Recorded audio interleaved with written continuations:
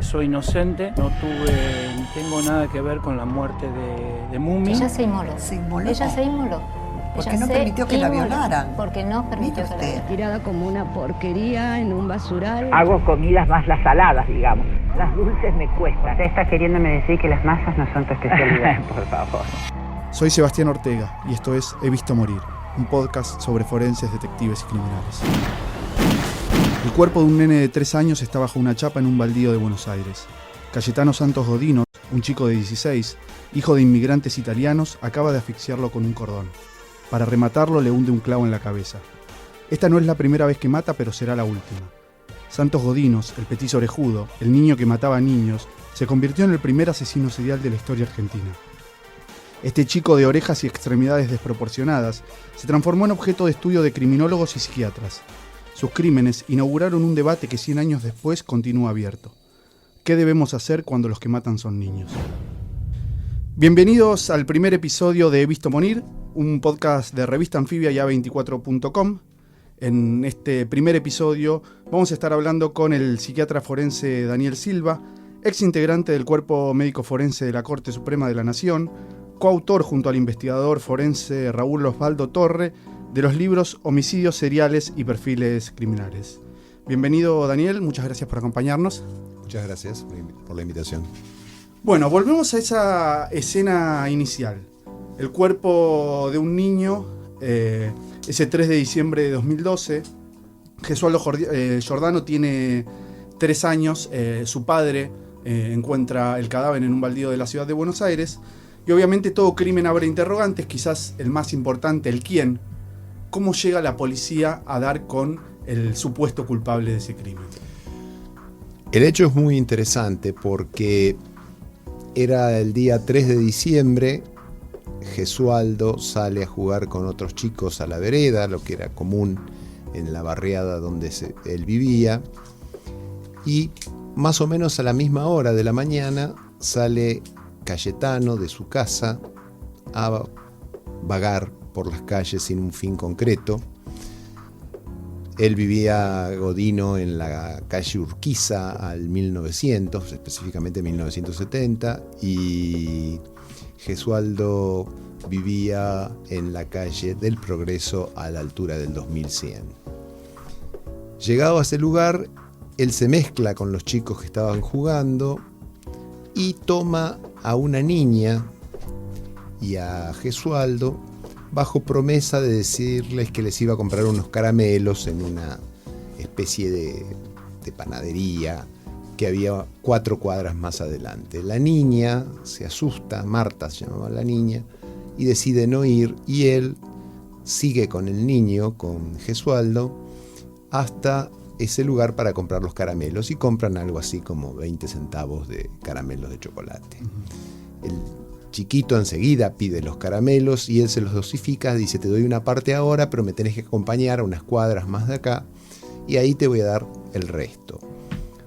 El niño en su inocencia lo acompaña y entran a una quinta, un baldío donde había incluso una fábrica de ladrillos abandonada, un horno de ladrillos abandonado, que era la quinta del Perito Moreno, de Francisco Pancracio Moreno, donde ahora funciona el Colegio Bernasconi. En ese entonces un terreno baldío, abandonado, pastos altos. Era toda una zona de casas quintas que pertenecían a la zona sur de la ciudad. Los barrios que incluían era Parque de los Patricios, llegaba hasta Soldati, la zona del Bajo Flores, porque eran los lugares donde la gente iba a descansar los fines de semana o tenía terrenos para cultivo.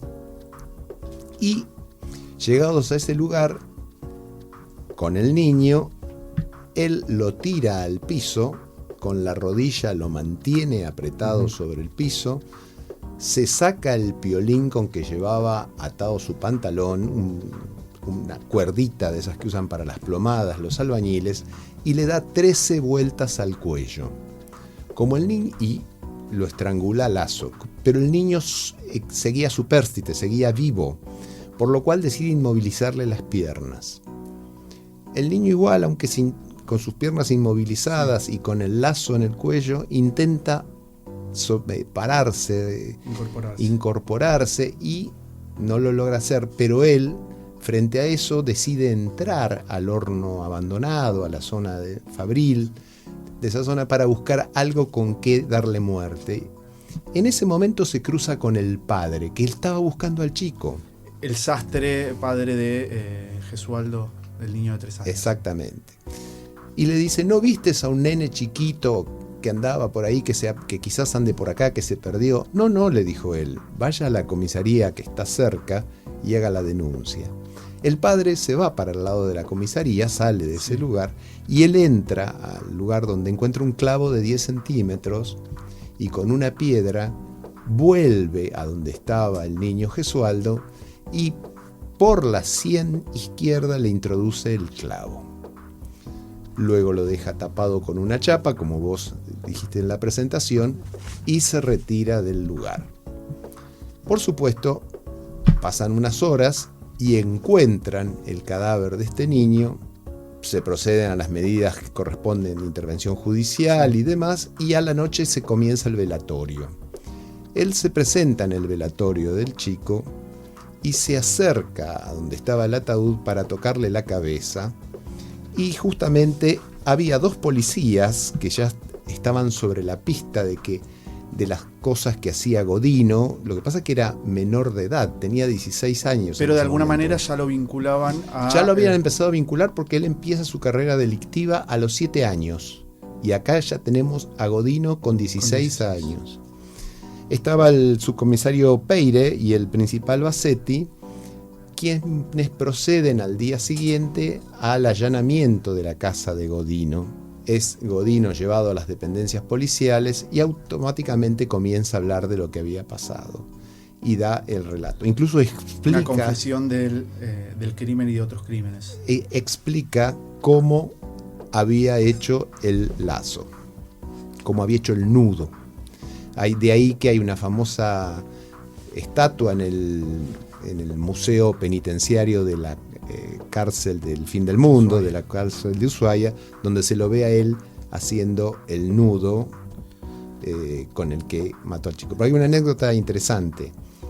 Cuando el niño es recogido por la policía muerto, le sacan la cuerda, pero cuando tienen que hacer la reconstrucción del hecho, se la tienen que volver a poner. Cosa que sería en esta época imperdonable. Claro, se tendría que haber dejado todo como estaba. Hablabas recién de una escena en el velatorio del chico, en la cual Cayetano Santos Godino se acerca al cuerpo del chico y de alguna manera lo acaricia o le toca la cabeza. ¿Qué es lo que busca un asesino, un criminal, a ir a ver a la obra, al cadáver de ese chico? Lo primero que busca es ver la obra. Punto 1.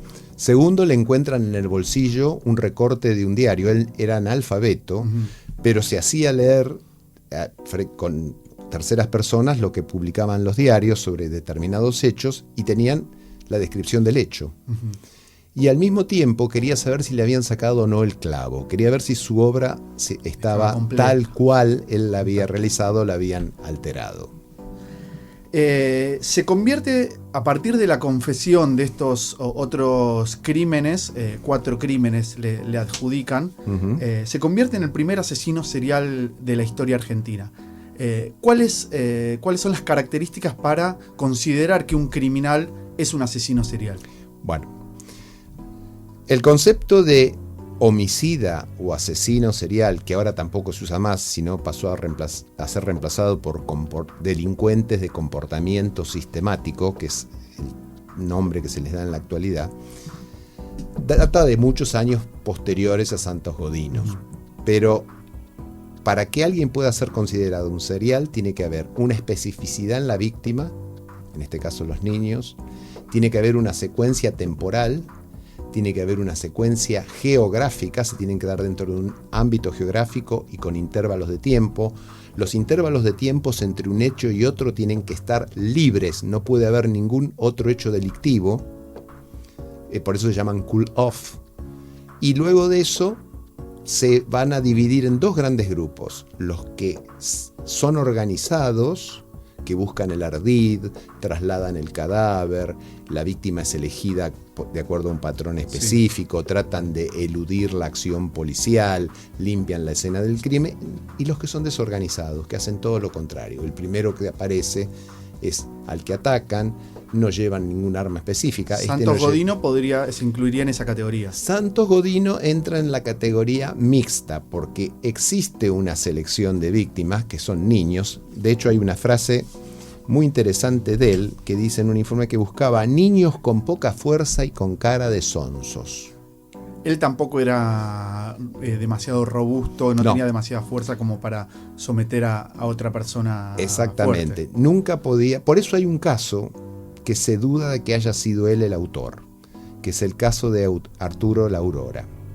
A mí me ha tocado ser en la universidad jurado de una tesis sobre Santos Godino, que uno de los tesistas realizó y la aprobó con honores, digamos, donde estudia el caso de la Aurora, que es uno de los casos de 1912, a la luz de los conocimientos actuales que se tienen sobre comportamientos seriales, homicidas seriales o delincuentes de comportamiento sistemático. Un patrón que nunca cometió Godino fue el abuso sexual con su víctima. Que sí se daba en ese que caso. Sí se dio en la Aurora, y además la Aurora era un chico de 13 años que tenía la suficiente capacidad de resistir y de enfrentar a Godino par a par. Los otros casos eran niños desde 5 años para abajo. Eran chicos muy pequeñitos, de meses, de 18 meses, de menos de 2 años, 2 años y medio. Es prácticamente bebés, por decirlo de alguna manera. Obviamente él, a pesar de sus deficiencias físicas que tenía, y muchas, de hecho, gran parte de su estadía en el penal de Ushuaia la pasó en la enfermería y no en los pabellones comunes. Si bien él fue mandado, creo que al pabellón 2, no recuerdo exactamente, pero era uno de los ejes del panóptico de la penitenciaria. Gran parte lo pasó en la enfermería. Sobre este aspecto físico que destacas, hay que entender un poco el contexto. 1912, Argentina poblada de inmigrantes, muchos de esos inmigrantes viviendo en las condiciones en las que vivía la familia de Santos Godino, familia numerosa, viviendo en conventillos, y además una época en la cual en la criminología las ideas positivistas de Cesare Lombroso estaban en pleno auge. Digamos, un criminólogo que intentaba de alguna manera vincular características físicas a la delincuencia. Santos Godino se convierte de alguna manera en, si bien ya Cesare Lombroso había fallecido, se convierte de alguna manera en el caso perfecto de estudio de estas ideas positivistas. De hecho, se convierte en el centro de atención de los criminólogos psiquiatras de la época. No solamente de la época, sigue siéndolo al día de hoy. ¿Y cuáles son las posturas en ese momento sobre el comportamiento de Santos Godino? Bueno, a Santos Godino se lo estudió, le hicieron 4 informes periciales muy interesantes. Uno fue hecho por los doctores Negri y Lucero, que consideraron que era un alienado mental, es decir, que era una persona que estaba fuera de sus cabales por ser portador de una enfermedad que por aquel entonces se llamaba imbecilidad. Hoy, ¿cómo sería considerada esa? Hoy sería un retraso mental profundo. Sin embargo, la actitud de Godino no condice con la de un retraso mental profundo. Un retrasado mental profundo no va a planear ardid, no va a planear ningún tipo de elusión de la acción policial. En general va a reconocer lo que hizo, muy simplemente, y él buscaba ardides.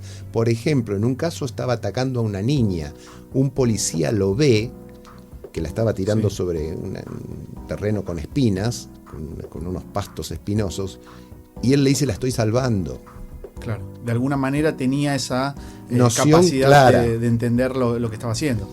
La otra pericia que hubo, el otro informe, fue el de los doctores Cabred y el doctor Esteves. Ambos, hay 2 hospitales psiquiátricos que llevan esos nombres, la colonia Cabred y el hospital Esteves, que también dijeron que era un alienado mental, que era un imbécil y por lo tanto era irresponsable, no era susceptible de que se le reproche nada de lo que había hecho. Pero hubo otros 2 dictámenes que para mí son los más importantes. Uno es de Víctor Mercante, donde Víctor Mercante señala que sus estados de conciencia eran normales. Es decir, Pero lo que fallaba en él era su aspecto afectivo, su anestesia afectiva frente a lo que le pasaba al otro. Esto va a tener que enraizarse con una teoría que ya había aparecido dentro de la criminología, que era la teoría de la locura moral, lo que hoy llamamos los psicópatas. Y otro especialista que examina a Santos Godino fue Ernesto Nelson, que directamente utilizó el término de degeneración agravada por el abandono social.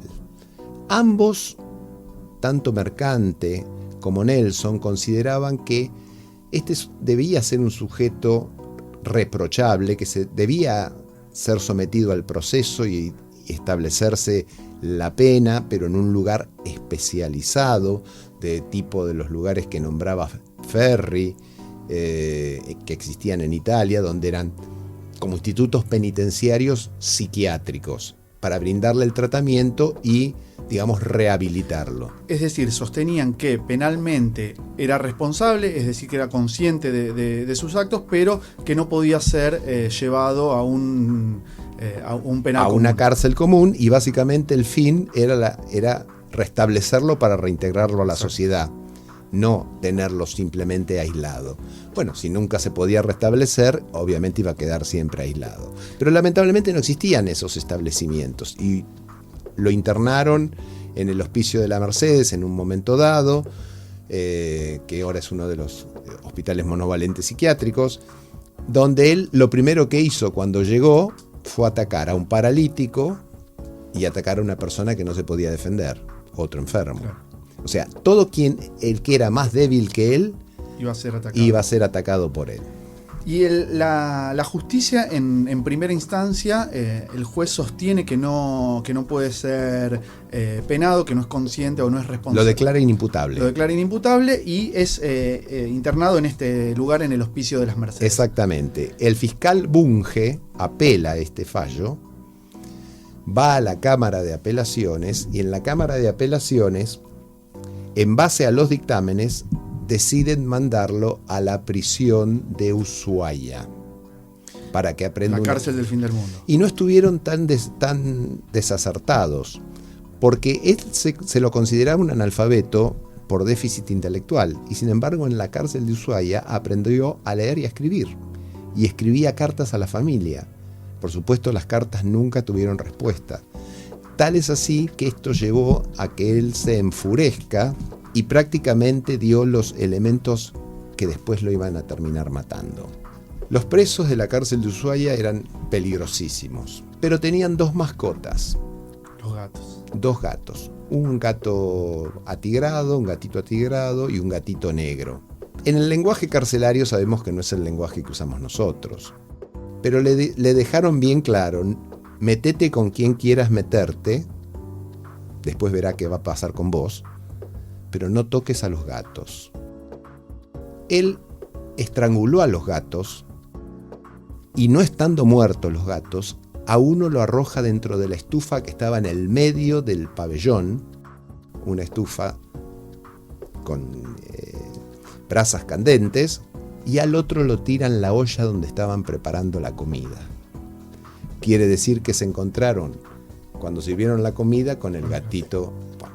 Eso le sirvió para que se le dé una paliza enorme. Los celadores parece ser que en ese momento no vieron, le dieron una golpiza tremenda y al poco tiempo Santos Godino muere por una hemorragia interna, que por supuesto el protocolo de muerte, digamos del certificado de muerte, dice por perforación de una úlcera existente. En realidad lo que es muy altamente probable que haya sido como consecuencia de los golpes. Y volviendo un poco atrás en el tiempo, Sí. Hay una frase que publica el periódico La Patria del Italiani en el año 1915, una frase de él que dice: aquí me han dicho que soy enfermo, que van a someterme a un tratamiento, entonces, ¿qué culpa tengo yo si no puedo sujetarme? Es decir, él de alguna manera reconoce que no puede controlar ese impulso violento. ¿Qué es lo que lo lleva a él a atacar animales, a atacar a niños más débiles que él? Bueno, justamente lo que lo lleva es lo que hoy se llamaría un trastorno del control de los impulsos, que sumado a una infancia llena de carencias, básicamente de carencias afectivas y de malos tratos, de hecho tenía 27 cicatrices en el cuero cabelludo de los golpes que le pegaba el padre, que era un alcohólico sifilítico, que había contraído sífilis en forma temprana, y de su hermano mayor. Él, por lo tanto, tenía un odio tremendo a cualquier figura de autoridad, y él quería ser la autoridad. Él quería expresar la violencia de la cual él había sido objeto en los demás. Y la carrera delictiva empieza matando aves. Pero acá hay un dato que no está demasiado estudiado. Cuando él mata a las aves tenía 9 años. Y los padres, el padre, que se llamaba Fiore Godino, se acerca a la policía y le dice: he encontrado esta caja con pajaritos muertos debajo de la cama. Estas cosas las hace mi hijo, yo ya no puedo mantenerlo más, no le puedo dar pautas disciplinarias porque no las cumple. Mándenlo a la colonia de Marcos Paz, que es donde ahora está la cárcel. Un chico de 9 años. En ese entonces. Un chico de 9 años. La policía lo pone a disposición de lo que sería el Consejo de Menoridad de esa época y por un edicto del jefe de policía es trasladado a la colonia de Marcos Paz. Pero ¿qué había pasado unos días antes de que suceda esto? Se produce la primera muerte de Santos Godino. Mata a una niña que se llamaba María Rosa Face o María Rosa Face. La intenta estrangular. Como la chica se resistía y no pudo estrangularla, la enterró viva. Pasa el tiempo y parece ser que esto él lo dijo, lo comentó. Las fuentes no coinciden si se los dijo o no a los padres. Pero los padres no iban a pedir que internen al hijo, que lo recluyan en Marcos Paz solamente por haber matado pajaritos. Que alguna sospecha o al menos algún conocimiento de ese episodio anterior. A modo de hipótesis, porque no hay forma ahora de saberlo. Y después, cuando él confiesa ante la policía y ante la justicia, confiesa esos crímenes e incluye el crimen de esta niña. ¿Hay algún elemento más que permita saber o corroborar que él efectivamente la mató, más allá de la propia confesión? No, porque cuando él lo confiesa muchos años después, muchos años después, me refiero 4 años después, ya habían levantado un edificio de 2 plantas. Es decir, deberían haber tirado el edificio para encontrar a la niña. Ese fue el primero. El primer crimen. Que él confiesa como primero. Porque él tuvo 4 homicidios, 7 tentativas de homicidios y 7 incendios. De los 4, él reconoce como primero el de esta chica Face. Cuando tenía 8 o 9 años. Sí, fue en 1906, tendría más o menos esa edad, 9 años. Después, bueno, hablábamos hace un ratito de las ideas de Cesare Lombroso y esta vinculación que se hacía entre los rasgos físicos de Santos Godinos, de alguna manera vinculando características naturales que tienen los delincuentes. Cuando él estuvo en el penal de Ushuaia se hizo una serie de experimentos para intentar extirparle, entre comillas, la maldad o reconvertirlo en una persona, si se quiere, no violenta. Bueno, una de las características que decía Lombroso, tampoco hay que menospreciar todo lo que dijo Lombroso, porque hay muchas cosas que dijo Lombroso que después se comprobaron que fueron ciertas, pero algunas eran realmente de circo. Una era las orejas en pantalla. Si nosotros vamos a matar a todas las personas que tienen orejas en pantalla, no quedaría nadie sobre la faz de la Tierra. Entonces, mirá vos cómo era el pensamiento de esa época. Si le sacamos las orejas en pantalla, va a tener que desaparecer la agresividad. Y en Ushuaia lo operaron. Hicieron una cirugía estética. Le achicaron las orejas y se las pegaron a la cabeza, digamos, como tenemos cualquiera de nosotros. ¿Y le quitaron la maldad? No, la maldad no le quitaron. Pero al menos estéticamente... Quedó mejor. Ojo, que murió con 48 años, ¿eh? No es que se murió de jovencito. Claro. Murió en el año 44, cuando con Petinato se va a cerrar, por decreto del presidente, que era Perón, y Petinato, que era el director de cárceles, el padre del locutor, del conductor, deciden cerrar por la forma del trato inhumano que era en esa penitenciaria. Era terrible. Imagínate que las paredes tenían 90 centímetros de grosor para que los presos no pudieran escaparse. Si se escapaban, como estaban descalzos en general, morían congelados rápidamente. Hubo 2 fugas nada más que registró el penal de Ushuaia. Una de un delincuente peligroso, ignoto, digamos, que salió, se escapó, se cayó en un arroyo y quedó congelado como un cubito en una heladera. Y otro fue la de Radovisky, que fue quien mató al jefe de policía. Exactamente, que mató a Ramón Falcón, que era el jefe de policía. Bien, hablamos del primer asesino serial de la historia argentina. Leí hace poco un estudio o un informe que hacía un relevamiento de casos de asesinos seriales en el mundo. En el caso de Argentina no hay muchos de este tipo de criminales. Por ejemplo, sí se dan mucho en Estados Unidos. Alto porcentaje de los criminales seriales se dan en Estados Unidos. ¿Cuánto de ese contexto social influye en la construcción, en la formación de este tipo de criminales? Bueno, hay varias causales para explicar por qué Estados Unidos, y no solamente Estados Unidos, sino Canadá, los países nórdicos, los países del norte de Europa, tienen tantos homicidas seriales. Primero es el clima frío. En los países que son fríos, donde hay grandes meses en los cuales la gente no puede salir a la calle, que vive puertas para adentro, aumenta el consumo de alcohol, de drogas, aumenta el delito intrafamiliar, aumenta la violencia intrafamiliar, y eso sirve además como un elemento facilitador. Segundo elemento, la religión. Las religiones que tienen en cuenta la culpa, como la judeocristiana, la culpa se tiene frente a Dios, pero aquellas que tienen en cuenta la vergüenza que se tiene frente a los semejantes,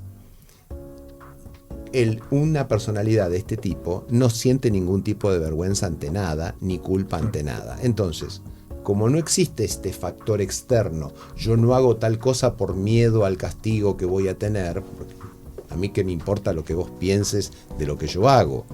Claro. Si hablo de Dios, puede ser que me interese lo que puede llegar a pasar, porque no sé si existe. Hay alguien que me va a juzgar. Sí, si existe el diablo, si me mandan al infierno y cosas por el estilo.